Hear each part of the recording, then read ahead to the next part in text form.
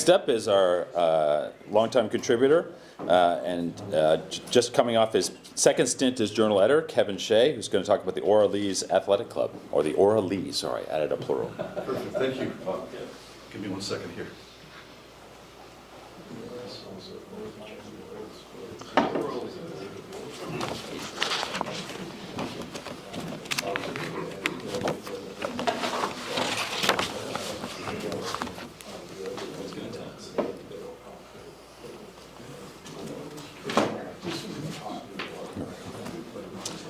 All right.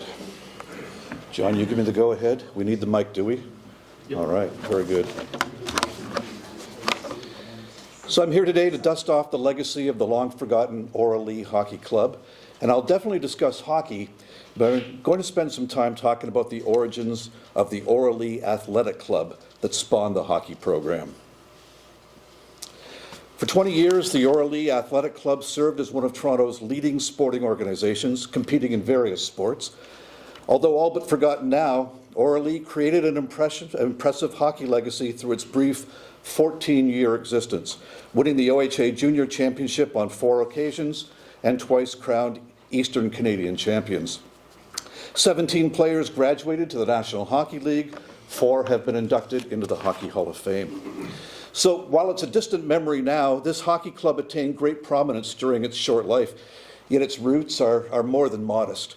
This outstanding hockey franchise was born out of a Toronto Bible class and a group of teenage boys seated around a roaring campfire singing an American Civil War song. There's a beautiful and historic church in downtown Toronto. I'm going to make references to the location of the church and the Orleans Sports Club using Toronto terms that may not be familiar to everybody, so please bear with me on this as well. The Church of the Redeemer is an anachronism, located on the perimeter of Yorkdale amongst some of the highest paid real estate in Toronto, including exclusive high-rise condos, retail locations like Louis Vuitton, Tiffany, and Gucci. And although it's located on the corner of Bloor Avenue Road in what we recognize as Toronto's busy downtown core, when it first held services in 1871, the church and its congregation were considered to be located on the fringe of the city. The Church of the Redeemer held its first service on September 3rd, 1871, led by its inaugural rector, the Reverend Henry Septimus Jones. And Reverend Jones became one of the best-known Church of England or Anglican clergymen in Canada.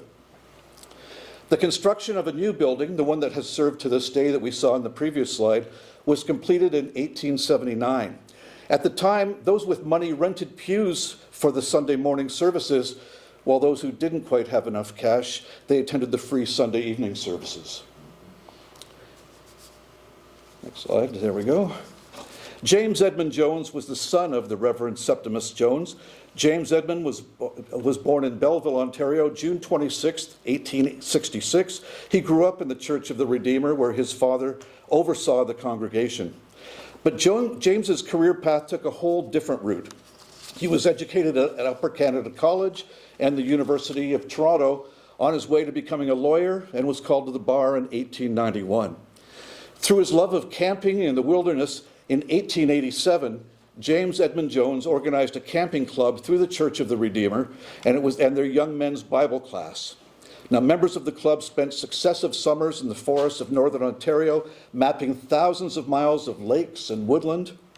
And James Edmund Jones later wrote several books, including Camping and Canoeing, which was published in 1903. You'll see it on the table. Oh, never mind. That first summer, campers from the Bible class enjoyed an excursion to Lake Joseph in Ontario's Muskoka region. And while sitting around the campfire, the campers, who were averaging about 15 years of age, found themselves singing an American Civil War song titled Orleans. The teens were, and I'll use quotes here, were so attracted by the beautiful song that they adopted the name as their camping designation. Orleans had been written in 1861 by Fosdick doing lyrics and Polton doing music, but more contemporary music lovers will recognize the melody of Orleans as the same as Love Me Tender by a guy named Elvis Presley in 1956. Orleans, I'm not going to sing it.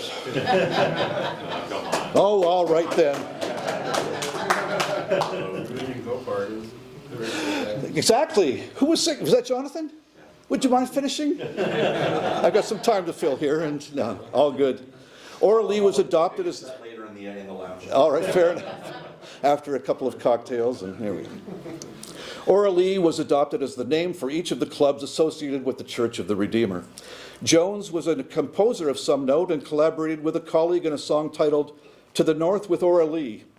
A lake on the northern edge of Algonquin Park, where the campers had visited, was named Ora Lee Lake and was made more popular by Tom Thompson, the artist, with a painting he created in 1916. Tom Thompson's Ora Lee Lake is now part of the renowned McMichael Canadian Art Collection in Kleinburg, Ontario. Well, a deed of trust stated that the religious branch of the club was to be in connection with the Church of England in Canada. Liquor, gambling, and blasphemous language were not allowed, so most of the SIHR group here. Sorry. The annual fee for active members was $5, and with that, they received a one-year subscription to the Ora Lee Gazette, which was written and published by James Edmund Jones. During a 1903 gathering, the Ora Lee Literary Society was debating the Alaskan boundary dispute, a dispute that took place between Canada and the U.S. over the southernmost boundary of Alaska. But during the gathering, it was resolved that a church should support an athletic club.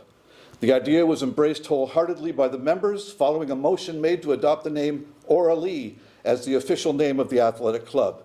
And James Edmund Jones was charged with overseeing the athletic club. Excuse me.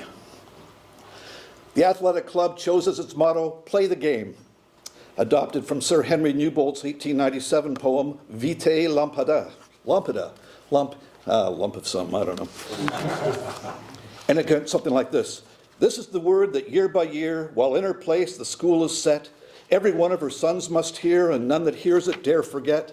This they all, with joyful mind, bear through life like a torch in flame, and falling fling to the host behind, play up, and play the game." Families in the Avenue Road and Bloor neighborhood of Toronto were notoriously poor. Like so many others, the Conacher family, who we know so well through the Hockey Hall of Fame inductions, attended the Church of the Redeemer.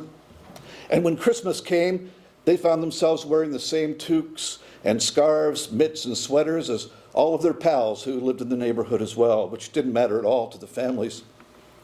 Ted Reeve, the sports writer for the Toronto Daily Telegram, wrote that every kid in Cottingham Square or Jesse Ketchum Park played lacrosse, rugby, and hockey.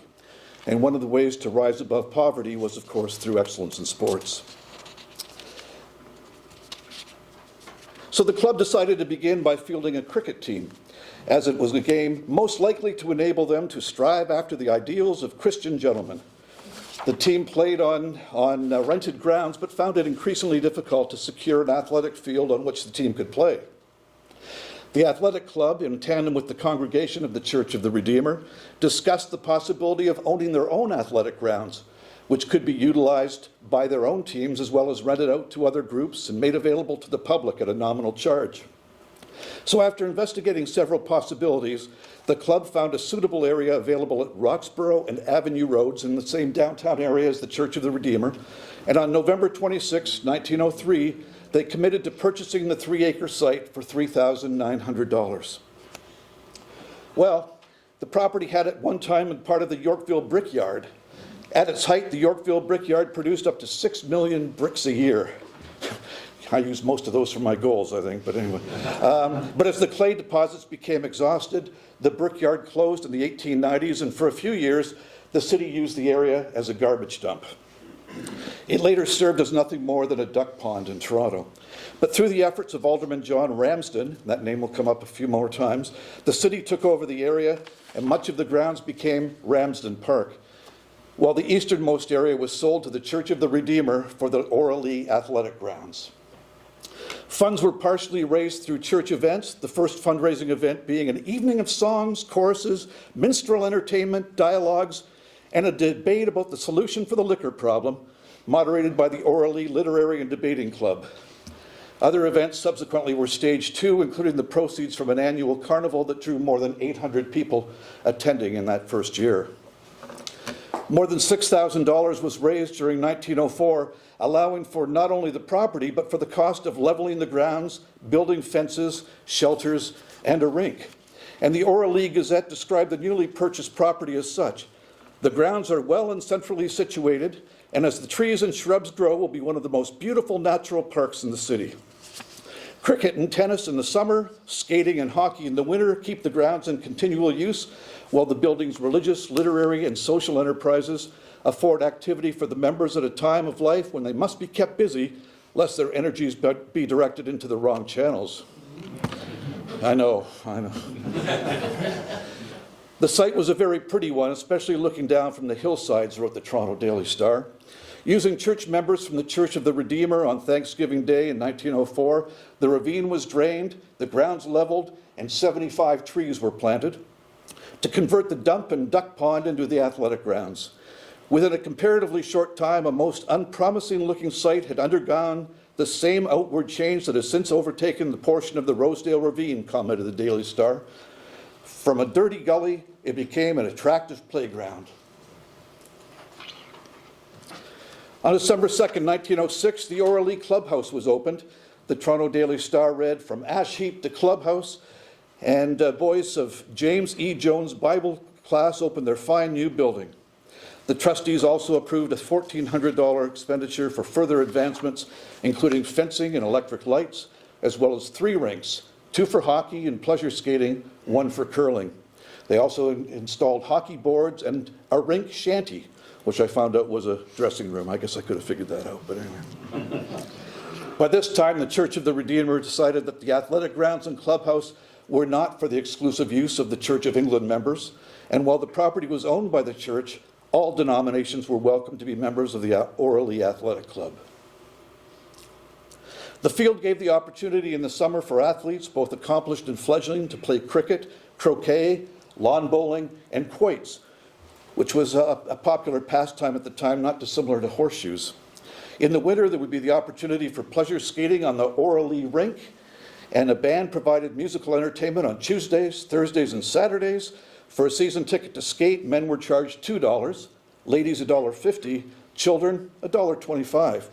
There was a scarcity of inexpensive rinks in Toronto at the time, so at that time, in 1905, the Oralee rink was interested in curling and hockey teams, and they would charge $25 to $30 a week for the opportunity to play their schedules there. And they called it, "It will be a strictly first-class rink at popular prices," according to their messaging. Well, with the growing popularity of hockey, the Oralee Athletic Club decided to create a hockey team, of course. And it was, quote, "It's almost a duty for every Canadian boy to learn to play the game, hockey, so that Canada may hold her enviable position as peer of the hockey world," they wrote in their monthly gazette. That winter, Oralee iced its first hockey team as a loosely organized North End Junior Hockey League member, with opponents consisting of other athletic clubs, church groups, high school teams, and local Toronto businesses as well. That 1904-05 season saw the Oralee Hockey Club play 15 games.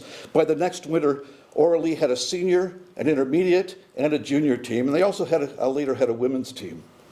So in this presentation, I'm going to concentrate on the better-known junior and senior Oralee hockey clubs. Excuse me a second. Excuse me.